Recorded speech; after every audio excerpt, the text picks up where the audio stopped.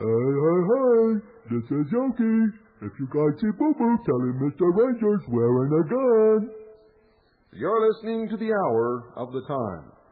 I'm William Cooper, and tonight is the third night in our series with a man who assembled the information, wrote, edited, and published Goodbye, April 15th.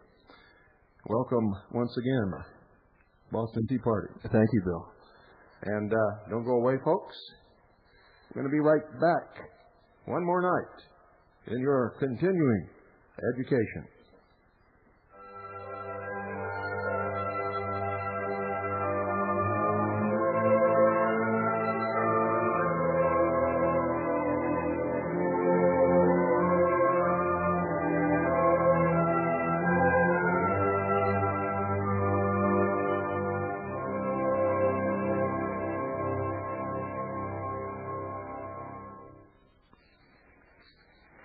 Excuse me, sir, is this the Delta House? Sure. Come on in.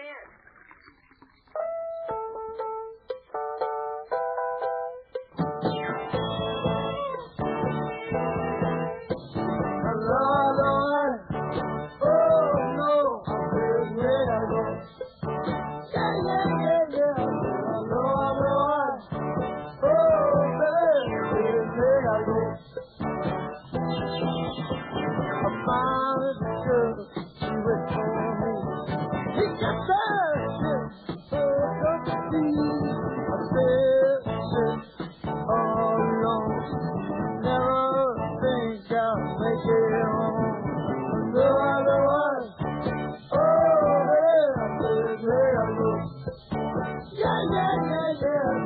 Hello, Lord. Oh, where I go. Good evening, everyone. This is Boston Tea Party, author of Goodbye, April 15th. First night I talked about terms in the Internal Revenue Code, U.S. citizen, income, wages, things of this sort. Last night I talked about how wages were not taxable in principle. They're your right to keep. You earn them by the sweat of your brow. Tonight I'm going to talk about the purpose of the income tax.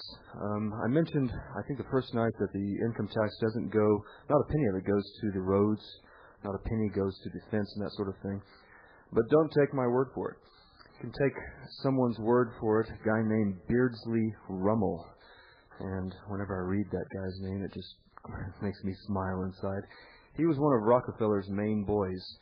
From 1937 to 1946, Beardsley Rummel was chairman of the New York Federal Reserve Bank, which is obviously the most powerful of the system's banks.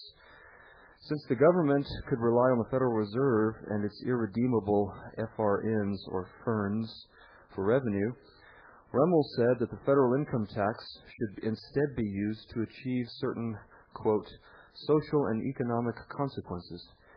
Well, gee, what could these be? Well, I'll let Rummel himself explain. 4 things he said they should be used for. Number 1, as an instrument of fiscal policy to help stabilize the purchasing power of the dollar. What that means is to conceal inflation.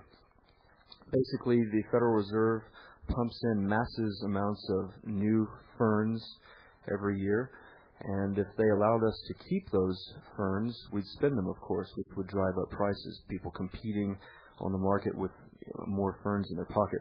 Just in case there's some listeners out there who don't know what ferns are, could you explain that? Federal Reserve notes. The New York banks call them FRAUDS, Federal Reserve Accounting Unit Devices, or frauds, which is a pretty good term in itself. So the first reason for the income tax to achieve social and economic consequences is to conceal inflation. The Federal Reserve pumps in Federal Reserve notes, and the income tax takes them right out of your pocket before you can spend them. They do that through their withholding scam at your job site. Second reason, to express public policy in the distribution of wealth and of income, as in the case of the progressive income and estate taxes. What that means is replace the middle class with a welfare class. A middle class has always been the backbone of any country. When you have a thin or impoverished middle class, you have an impoverished nation. Mexico to the south of us, their middle class is getting stronger, therefore the country is. Our middle class is decreasing. Everybody knows it. Our standard of living has peaked in 1973 and declined ever since then. That's why young families can't afford new homes. They're living in trailers. They're staying with their parents. We all know these symptoms.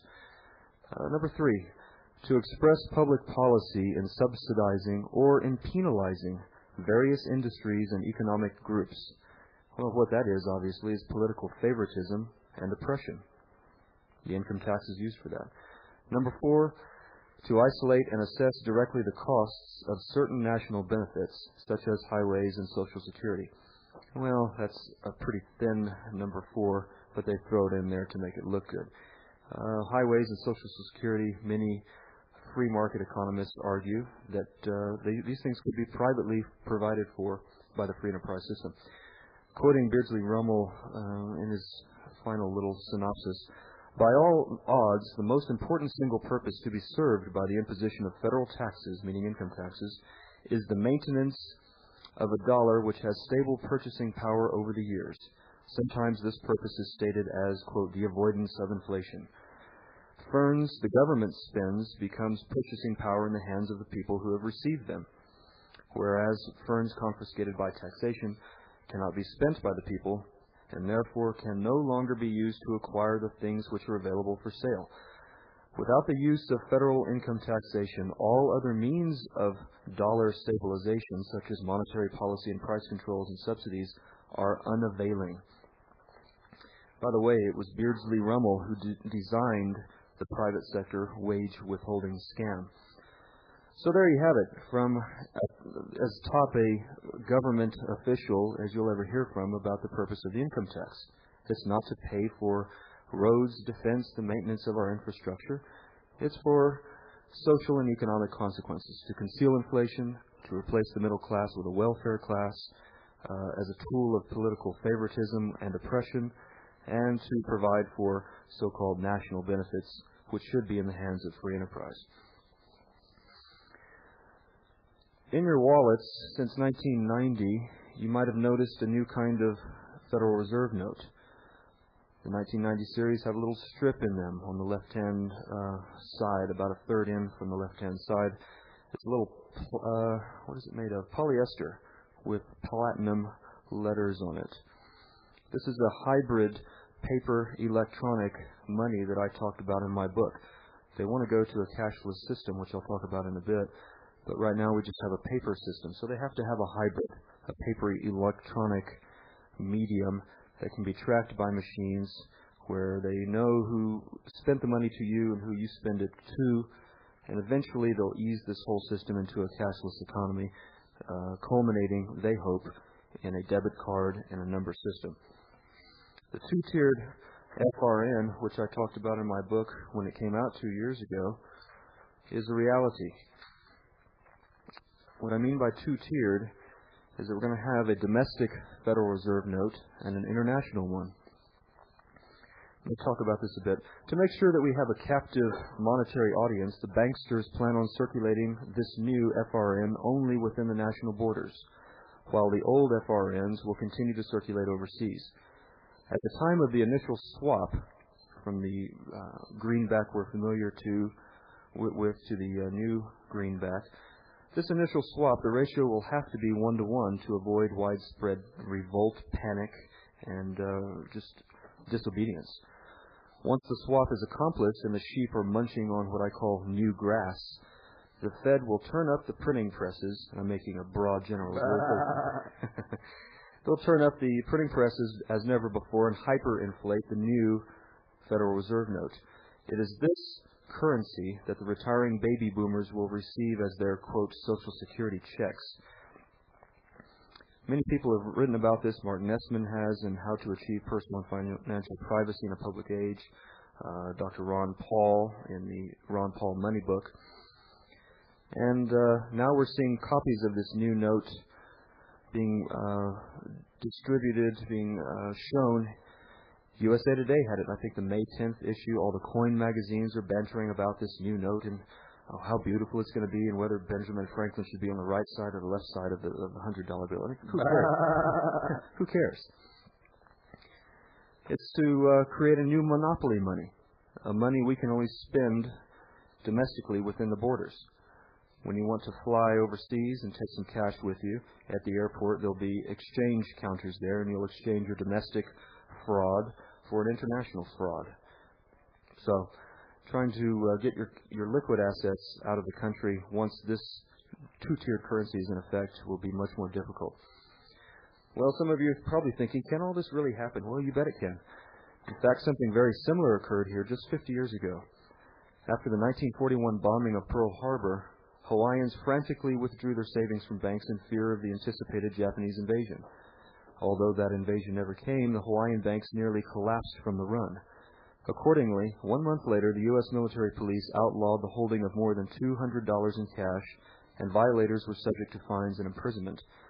All so-called surplus dollars were to be turned in to the government for, quote, safekeeping. That's Orwellian, isn't it? And to enforce this provision, the MPs inspected safety deposit boxes for contraband cash and confiscated all that was found. Then the MPs mandated a currency swap for a new Federal Reserve note with the word Hawaii imprinted on the reverse. Any coin dealer can show you one of these bills. When the next FRN swap happens, it will be rather familiar to elderly Hawaiians. Well, isn't this for a noble cause? Doesn't the end justify the means? It does if one is a tyrant. Listen to Don Regan speaking in USA Today about this war on drugs and what we have to do in the monetary scheme. A lot of people will raise legal questions. Do we have the right to do this? These people, he's talking about the drug dealers, are killers. We, the feds, have the right to do anything we want to them to protect ourselves. And don't tell me our founding fathers would have never approved or that it's unconstitutional to go after them. It is not. I'm sure that Thomas Jefferson or James Madison or George Washington, had they known of a drug problem, would have gone after them. Bah. Folks, as a friend of mine said, Thomas Jefferson has now been clocked at 3,700 RPM. Thomas Jefferson and Madison and Washington are spinning in their graves over all this. Whenever poverty, crime, or recessions are needed to sell some new tyranny, the feds are perfectly capable of creating poverty, crime, or recessions as a means to their end, and the public buys it. So, when you see these new bills come out, and when they say it's to flush out the cash empires of the drug lords, it's a new counterfeiting measure, you'll know it's not true.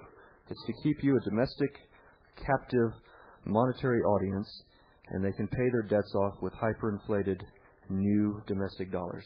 And unless you've converted your assets to gold, unless you've sent them overseas, unless you've converted your assets to commodities, something useful, something real, something not capricious, then you're going to be caught with the old maid. And the government will have quite a bit more leverage over you. So don't let that happen.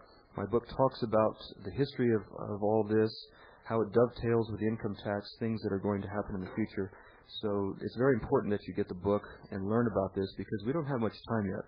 I expect that the new dollar Federal Reserve note will be out by 95 or 96. It's already been printed up at the Bureau of Engraving and Printing, the Mint in Fort Worth. It's a new facility. They can make their own ink. They do all the printing. It's high security, and it's devoted just to this new Federal Reserve note, the domestic one. So learn about it ahead of time and catch on to it before it catches you. Well, we've heard a lot of talk about conspiracies and the money thing and taxes, and it sounds like it's a big grand plan. Well, it is. A guy named Dr. Carroll Quigley, who wrote Tragedy and Hope, was one of the big insiders. He had access to all their papers. He knew most of the figures that were planning and instituting this. And he agreed with what they were doing, but he only disagreed in the fact they were trying to keep it all private, trying to keep it secret. So he wrote an 1,100-page book explaining what their aim was. And their aim, and I'm quoting from his book, Tragedy and Hope, was nothing less to create a world system of financial control in private hands, able to dominate the political system of each country and the economy of the world as a whole, where the individual's freedom and choice will be controlled within very narrow alternatives by the fact that he will be numbered from birth and followed as a number through his educational training, his required military or other public service, his tax contributions, wink, wink, his health and medical requirements, and his final retirement and death benefits. This is the real game monopoly. This is the big version, the world version. They've even got their own money, the Federal Reserve notes. Rockefeller, John D. Sr., said in 1904, "In our dreams we have limitless resources, and the people yield themselves with perfect docility to our molding hands. The present educational conventions fade from our minds, and, unhampered by tradition, we work our own goodwill, wink, wink, upon a grateful and responsive rural folk." How about a sheep noise here? Bah! Thank you. So we've got Quigley telling you what they're all about. We've got Rockefeller dreaming in his head what this could be all about. We've been seeing the signs for years, and my book puts it together in an understandable, digestible form, and it's actually kind of fun to read. So, the income tax is a method of enslavement. They planned it for decades. We're just not intelligent enough to rule our own lives. We're rubes, sheep, and this thing can happen if we let it.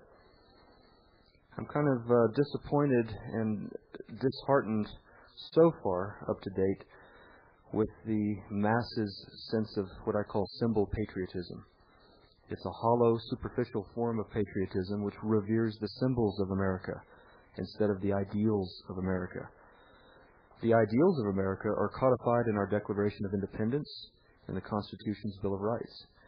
It's this philosophy of freedom, this respect for unalienable rights, limited government, and due process of law, which is America, not the bald eagle. Our founders fought for the Bill of Rights, not the Star-Spangled Banner. If you disagree, ask yourself this: which will more outrage the public, the trampling of their constitutional rights or the burning of the American flag? Today's symbol patriotism is based on images and emotion. We no longer have a universal patriotism based on the individual knowledge of our rights and our institutions.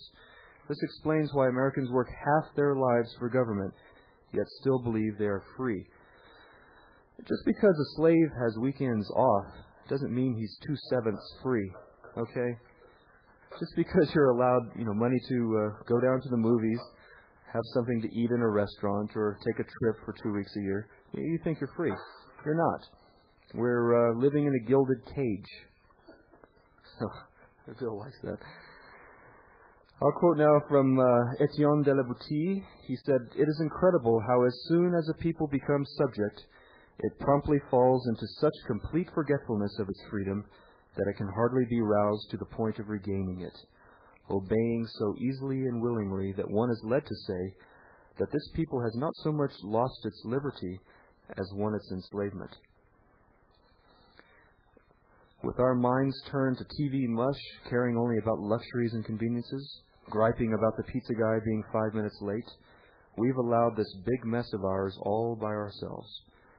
We won't write a letter to our congressmen or newspapers and editorials protesting this federal tyranny, but gosh, let a soft drink company change its cola formula and the whole country freaks out. Tyranny costs money. We finance this whole thing, this bondage, all by ourselves. And what's been our excuse? Well, those IRS meanies would have taken away my new Geostorm if I didn't do what they said. Yeah. We've got the best-dressed, neatest driving cars of sheep that ever lived. I've long suspected that this righteous indignation of America is of high temperature, but of low BTUs. Our national anger is white hot, but it goes no further than a needle tip. We are easily quenched.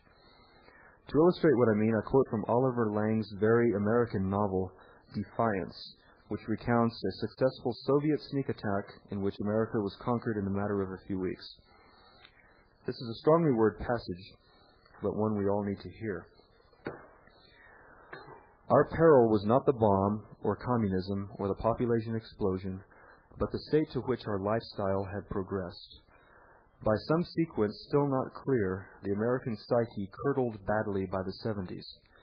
The improvement of our human condition, individually and nationally, our raison d'etre, became perfunctorily mechanical. There was no spirit anywhere. The deeper shock, then, was not that we lost, he's talking about the war, but that we lost with such ease, with an effortless that approached divine imperturbability. In terms of image, the world was presented with the Statue of Liberty, not as an inviolate emblem, but as a vacuously grinning old whore, who after a token assault was debauched and then rolled docilely in the hay. U.S. citizens, including the great silent majority, did not, after all, especially care who led them. What counted was, they did not have to lead themselves. We proved the lie, were served up with a gagging portion of our vintage distillation of apocalyptic BS, all the narcissistic swill about indomitable spirit, invincibility, courage, and nobility of purpose, and demonstrated once and for all to those who looked on with interest a fact long suspected, that this nation, through a self-administered indoctrination of spurious righteousness, larded with the false rewards of superfluous luxury, had at last achieved the most tractable, malleable, let's face it, spineless people to walk the face of the earth. Is that us, Americans? Is that our future? There's nothing to guarantee that Americans will remain free. We can turn socialist just like other countries, and we're very close to it. It's all up to us. We're the most naturally patriotic people on earth, and this, indirectly, is our weakness. The 4th of July, the Statue of Liberty, and the red, white, and blue are used as sales props for socialist control and world government. To give you an example, the ration coupons of the wholly artificial 1975 fuel shortage cleverly had pictures of George Washington on them. The next time you see some Fed on TV announcing a new bit of tyranny or a new war or police action, look for the American flag behind them. It's always there. I'm going to conclude the 3 nights of my discussion about government. Its first duty is to do no harm, just like a doctor. Do no harm. You've heard of tax protesters been thrown out of their house seized, their businesses closed. I'll put it to you this way. There's no purpose of the federal government so compelling, so important, as to throw people out of their houses, close their businesses, break up families, for the mere non-payment of taxes. Nothing the government does is that important. What's the point of throwing people out on the streets, closing businesses down, increasing unemployment, when the taxpayers are paying for unemployment benefits, welfare, counseling for people with wrecked lives? What's the point of creating more misery, new misery, just because they, for one reason or another, of social conscience, refuse to pay taxes? We shouldn't need a 400-page book like mine. We shouldn't have needed 24 books like this. We should just be outraged at the Gestapo nature of the IRS. We shouldn't need all this legal discussion of the ins and outs of semantics and what is a U.S. citizen. This is a principle involved. We're working for a living. We deserve to take home our wages, and we deserve to have honest Republican form of government, a government that spends its resources on constitutional purposes. And only 26% of what it spends its current dollar on goes to the constitutional limitations of defense, courts, and Congress. 3 out of 75% out of every dollar goes to the international welfare states, goes to the eternal welfare states, goes to police actions with the UN, whatever. So we shouldn't need this endless discussion, this minutiae of legalistic arguments. Let's go back to the fundamentals. We should have a limited government and limited amounts of money it requires. And that's really the end of it. So think of that first in all things. I've got a few suggestions to you. Do we have time for this, Bill? Okay. All right, we've got 3 minutes. I've got about 8 suggestions to you, and then we'll open the phone lines up for questions. Get out of paper Federal Reserve note assets. I wouldn't have more than $1,000 in cash, and I wouldn't have a single penny in IRAs, 401ks, KIOs, mutual funds, that sort of thing. They're coming down. Convert these things to hard assets, commodities, gold, silver, tools, ammunition, guns, building supplies, medical supplies, and distribute these things geographically. Don't keep them all in your garage. Get out of hollow, debilitating friendships, relationships. Make friends with solid, informed, courageous people, because you're going to have to rely on them in the future, very soon. Get your family and spiritual lives in order, because these are the bedrock. These are the bedrock that we rely upon. Keep your principles visible. Keep your assets hidden. Cultivate some personal privacy for a change. You don't have to talk about what you're doing, what you've got, and where you're going. We don't know what people are going to be doing, motivated by greed, envy, hate, despair. So keep some things to yourself. These things will require some hard changes in your life. Make these hard changes now, because it will be almost impossible to make later. Support your patriots, people like Bill Cooper on the radio, other authors, radio talk shows. We're not making a fortune doing this. We're not in this for the money. We're doing this to try to help you and help us and help change the country. We need your help. Finally, tell others about what you've heard on the radio, about what you've read. This stuff is not going to come over the national media. It's got to be word of mouth. It's got to be grassroots from the ground up. A videotape I recommend highly is called Liberty in the Balance. It's a 60-minute style documentary, about an hour long, on the issues of jurisdiction, Federal Reserve, income taxes, the United Nations. It's available from Mosaic Media, colleagues of mine. Their number is 818-973-3142. Come back with us just after a couple of minutes. We'll open the phone lines for some questions. Thank you. I can't stand it!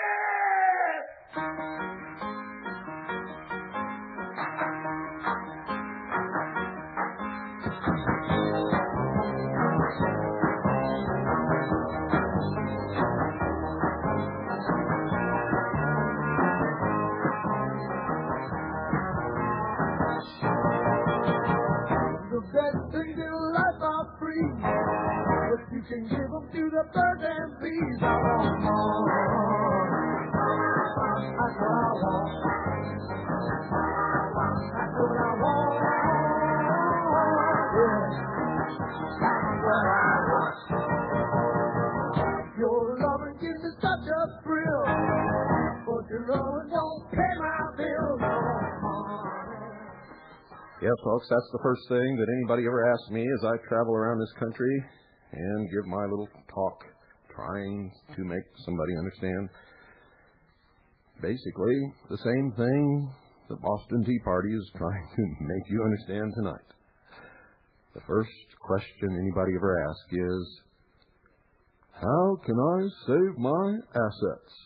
Not, how can I save the Constitution or the Bill of Rights or freedom or liberties or become more responsible, but how can I save my assets? If you really understood how economies work, you would have been doing the right thing all along to save your assets. And the first step in saving your assets is to save our liberties, the Constitution, the Bill of Rights. These things allow you to have assets. The New World Order. The socialism, well, you know, I think you should do a little work yourself. Look back at what happens to people under socialism, under totalitarian governments. And if you're smart, you'll call our sponsor, Swiss America Trading, right now. And you'll begin to take the proper steps, not just to save your assets, but to save the Constitution, save the Bill of Rights, protect your loved ones, and put a portion of your assets into real money where it should have been all along. You see, you've been conned into using a counterfeit currency. It's not even money, not even by definition in your wildest dreams. So call 1-800-289-2646. Tell them that you listen to the Hour of the Time, because if you do, you'll get red carpet treatment. 1-800-289-2646. Ask them how they can help you. Prepare yourself for what's coming.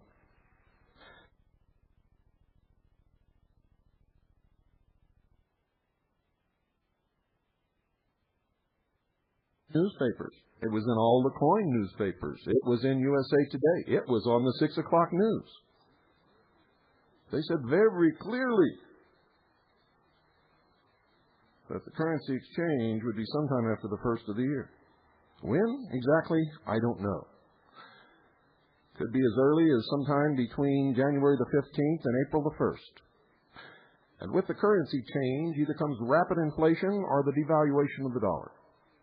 Call 1-800-289-2646. You know, if you've been listening to the Hour of the Time for quite a while, you already know these things, for I warned you a long, long time ago and told you exactly what was coming and what to expect and how it would affect you. 1-800-289-2646. Do it now. You know how you tend to procrastinate, and you must be prepared. 1-800-289-2646. Some of you who are very aware have noticed the theme for tonight's broadcast. Remember, a nation or world of people who will not use their intelligence are no better than animals who do not have intelligence. Such people are beasts of burden and stakes on the table by choice and consent. I want you all to stand up right now and raise your right hand. Stand up wherever you're at, face your radio set, and raise your right hands. I state your name. I state your name. Do hereby pledge allegiance to the flag. Do hereby pledge allegiance to the flag. With liberty and fraternity for all. Amen.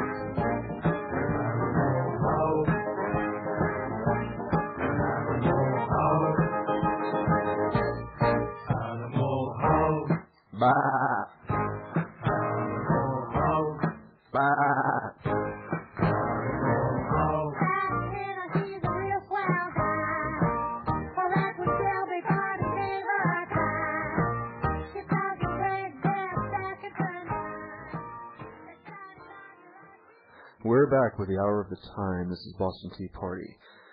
We're going to open the phone lines up in just a second. The first thing I want to do is respond to a reader's question. Chris, he faxed in a question. Can I revoke U.S. citizenship for tax purposes without jeopardizing my defense security clearance, which requires one to be a U.S. citizen? I highly doubt it. They put that term in there, U.S. citizen, for a reason. They want you to be a Fed just like them, and I really don't see any way out of it. So, sorry. Okay, Bill's going to give out the phone number for questions. Please call in. Ask me anything about the book. I'm not a lawyer. I don't have access to all your papers and what you've sent in to the government or what they've sent you, so I can't give you really any specific advice, but I can give you some general thoughts on procedure, if that's your question. If you're a new listener, our call-in number is 602-337-2524. That's 602-337-2524. And remember, when we're not on the air, that's our fax number if you have some information you'd like to fax to us. If you'd like to purchase Mr. Boston Tea Party's book, Goodbye April 15th, send $43. That's $43. Make checks or money orders payable to Annie, A-N-N-I-E. Nothing else. Annie, A-N-N-I-E. $43. Send it to the Intelligence Service, Post Office Box 1420, Sholo, Arizona 85901. That's P.O. Box 1420, Sholo, Arizona 85901. Good evening. You're on the air. Good evening. I was wondering if I could shed some light on a definition of a word that you've used tonight that's really interesting. Have you ever looked up the word discussion in the law dictionary? No, I haven't. Well, it's very interesting. It says here, this is for all those people operating as fictitious entities, as franchisees of municipal corporations. Here's what they're doing to you. It says, in the civil law, a discussion is a proceeding, at the instance of a surety, by which the creditor is obliged to exhaust the property of the principal debtor, towards the satisfaction of the debt, before having recourse to the surety, and this right of the surety is termed the, quote, benefit of discussion, unquote. Now, just who do you think the surety and the principal debtor are? Well, I can give one guess. Us. That's interesting. I'll have to look at that for the next edition of the book. Thanks for bringing that in. Good evening. You're on the air. Oh, that quick. Okay, I've got a couple of questions. I've got the book, and I'm questioning how to find information on getting a Lloydium title and quiet title. Also, I'm interested in, my father was born in Canada, and my wife was born on a military base. One was naturalized, and the other one is obviously a U.S. citizen born on a military base. How do they declare American citizenship? Well, you were born of at least one American parent. He was just a federal American. So you were born an American, also a federal American, and unless you've moved to one of the 50 states and declared your domicile in one of those states to the government will still assume that you're a federal American. So it's just a matter of a little bit of paperwork. That's discussed in Chapter 24, you'll find. You can use that form for your situation. Oh, about the allodial title, I'm still researching that myself. There's a good basic book to get. It's called I Once to Own My Land. It's by Bob Kelly of the Americans Bulletin. He's up in Medford, Oregon. And just call information. I don't have the number right here with me. I Once to Own My Land. Good evening. You're on the air. Hello, Bill.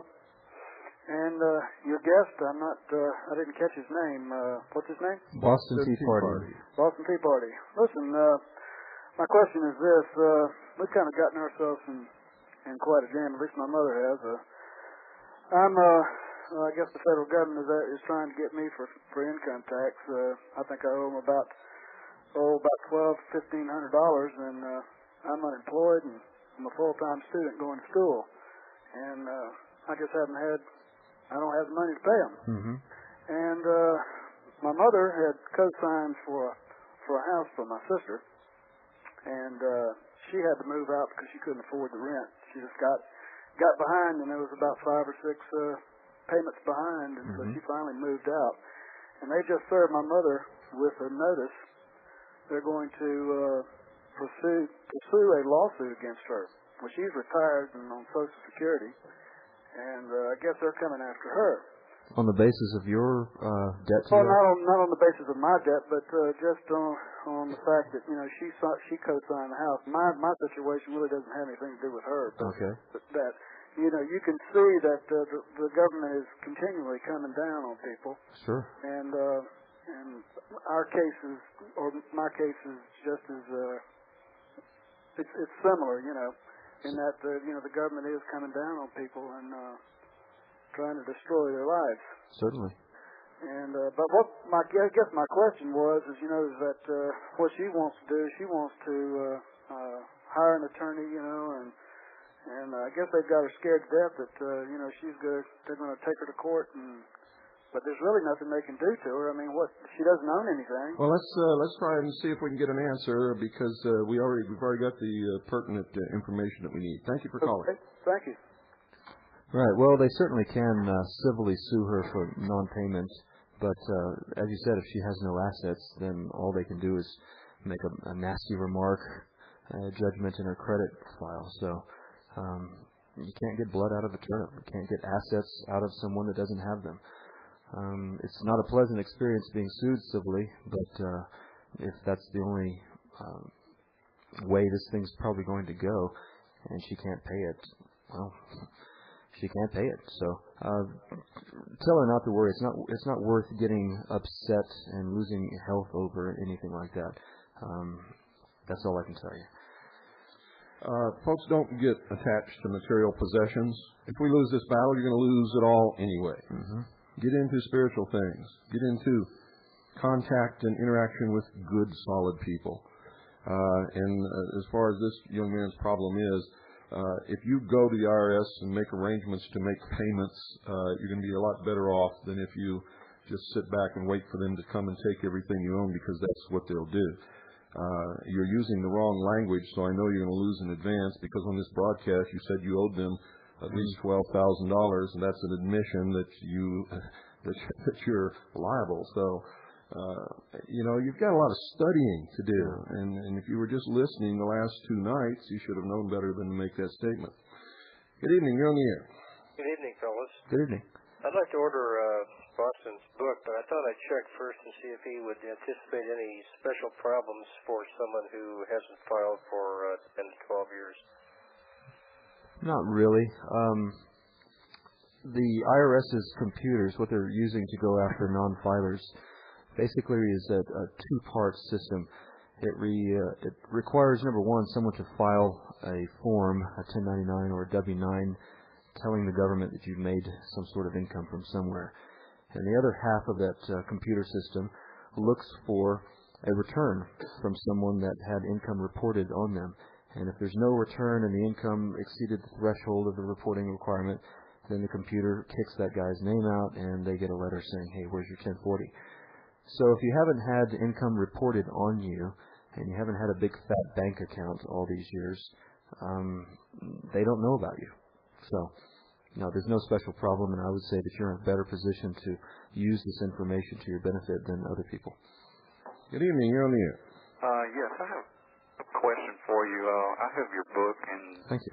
Enjoy reading it very much. It's very, very, very good. Thank you. And I have a question. If you file for the 1040NR forms as you suggested, which I did, I haven't got very far in recouping any of those funds. Do you know of anybody who has been successful at doing that?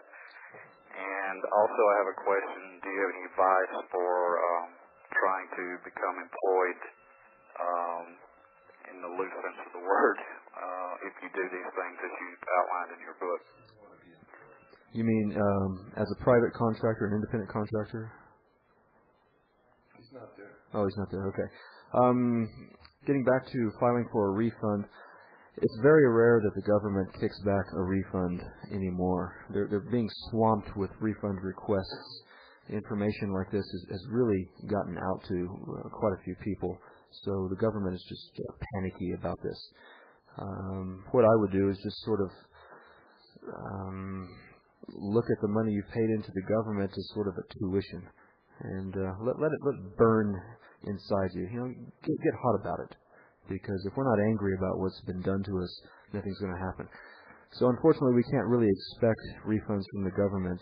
It's nice when it happens. I hear of them once in a while, but it's certainly not the norm anymore. About being employed, you want to avoid using that term because it means federal government employment. That's why they can say that employers must do this and must have quotas and must comply to these things, because they're talking about themselves. They're saying the federal government must be an equal opportunity employer and that sort of thing. So go to independent contractorship. There are many common law forms available to get this done between you and those who would pay for your labor. Next caller. Also, if you're employed, you're an employee, and if you're an employee, you're a taxpayer. There's no way you can get out of paying your income taxes, and that was made clear in the last couple of nights. You guys aren't listening very closely. You've got to listen. You've got to study. You've got to learn. Good evening. You're on the air. Hi. Good evening, gentlemen. Good evening. We've gotten ourselves into this problem, by not being aware of information you've, told us about the last couple of nights and so forth. And, it's our duty to learn about these things and to extricate ourselves, hopefully. Yes, sir. Now, what can we do to protect our children? What I mean by that is, I have 2 small children expecting another. Things like practical information, like not getting them Social Security numbers. Right. Could you speak to that? Things about birth certificates we might or should know about or not know about, or sure. things we should sign their names to or not sign their names to.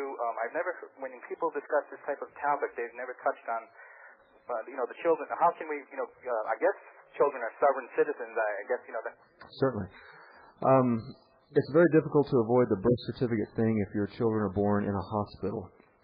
And it's also difficult to avoid them automatically being assigned a Social Security number. Since 1987, the government has so-called required your dependents to have Social Security numbers. That's what they say. It's not quite true. If you have a reasonable excuse not to give them a number or let them be assigned a number, such as a religious excuse, moral grounds, religious grounds, anybody that knows Revelation and the Mark of the Beast knows what I'm talking about here.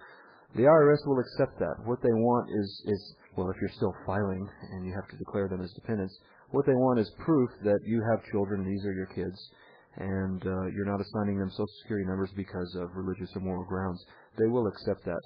As far as birth certificates, avoiding all that, it's much easier, and I know many people, many of my readers are home birthing these days with midwives. Check into that. It's very private. Only you and your family know about your kids, and perhaps we can have a secret generation born out there that'll surprise the government in a few years. A lot of the problems that you all have are stemming from greed and from fear. If you have a child you want to get out of the system, don't claim them as dependents. Right. Don't scratch your greed. Allow the child to be free. And if you have to pay more taxes because you trapped yourself, so be it. Excellent point. Yeah. Don't enslave your children because you screwed up. Good evening. You're on the air. ¡Fascista! ¡Aguántenlo! ¡No lo dejen escapar, compañeros! ¡Que no salga del estudio! ¡Un fascista! ¡Aguántenlo! ¡No lo dejen escapar, compañeros!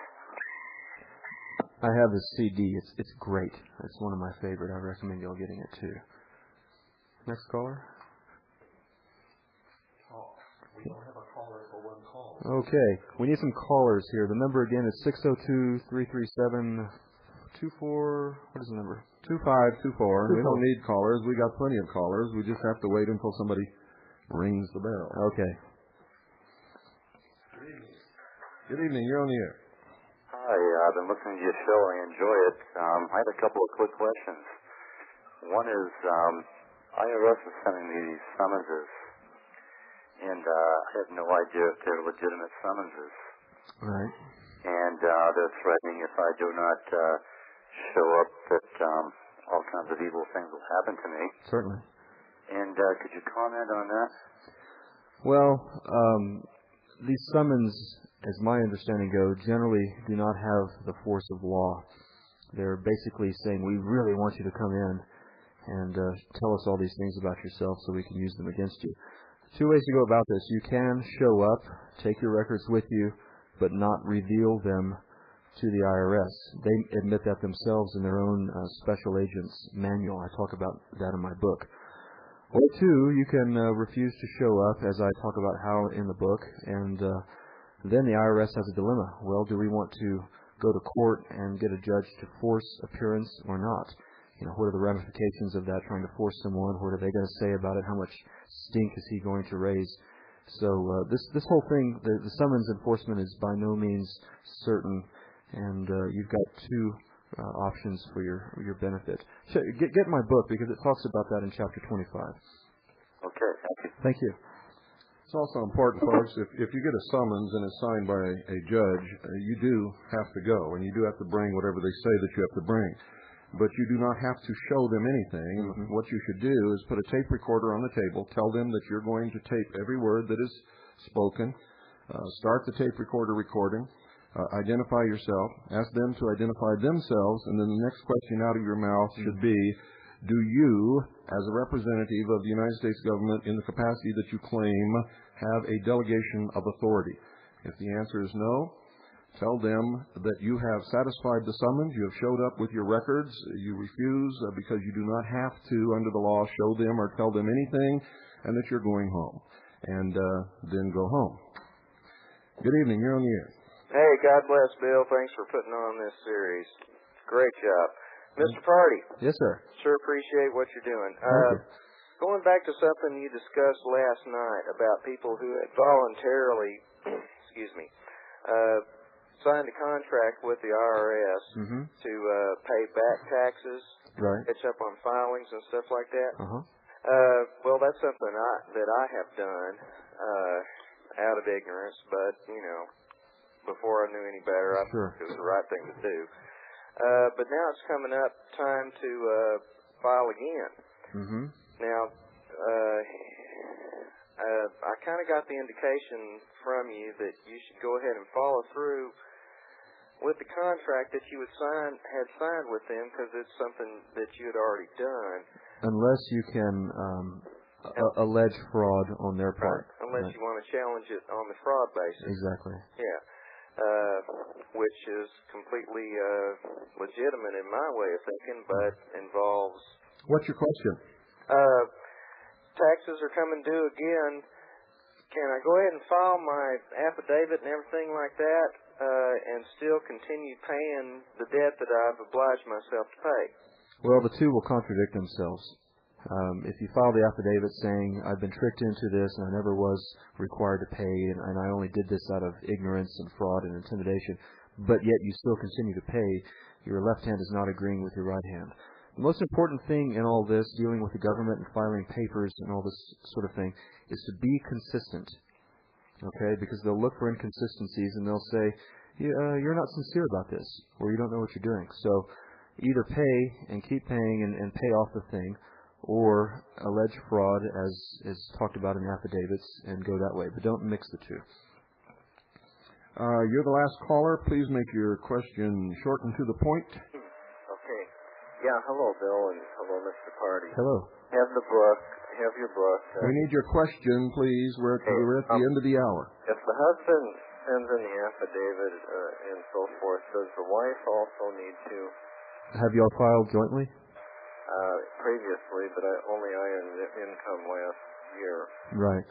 Well, if you filed singly this past year, you can file your affidavit, and she doesn't have to. It's best if you're in agreement about this, just for yourselves and your marriage, and also your stance against the government. But it's not necessary. Well, that concludes our call-in session. I want to thank everyone that's been listening. I want to thank all the readers out there who have ordered the book, and I appreciate all the letters and support you've given me. My next edition will be out next year sometime, and you'll be hearing more about that. I'll be on the show, I'm sure, when that's imminent. Thanks, Bill. Thank you for coming. It's been a great 3 nights. I'm sure everybody out there has learned an awful lot, not even 1/1000th of what they can learn by reading your book. But for those of you who would like to acquire it, it's $43. Make checks or money orders out to Annie, A-N-N-I-E. Nothing else, just Annie. $43. Send it to the Intelligence Service, Post Office Box 1420, Sholo, Arizona 85901. That's the Intelligence Service, P.O. Box 1420, Sholo, Arizona 85901. Again, thank you for coming. Thank you, Bill, for having me. You're always welcome back. Good night, folks. Good night. God bless you all. War's over, man. Wormer dropped the big one. What? Over? Did you say over? Nothing is over until we decide it is. Was it over when the Germans bombed Pearl Harbor? Hell no! Sherman? Forget it, he's rolling. It ain't over now. Because when the going gets tough,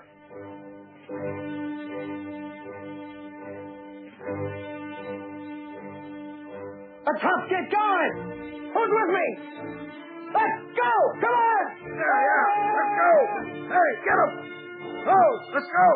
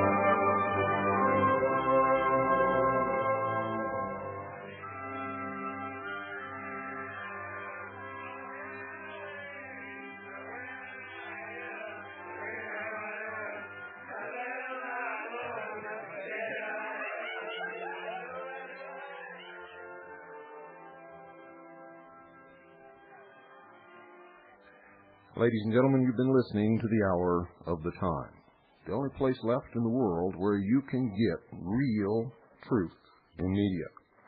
We broadcast on Galaxy 3, Transponder 17,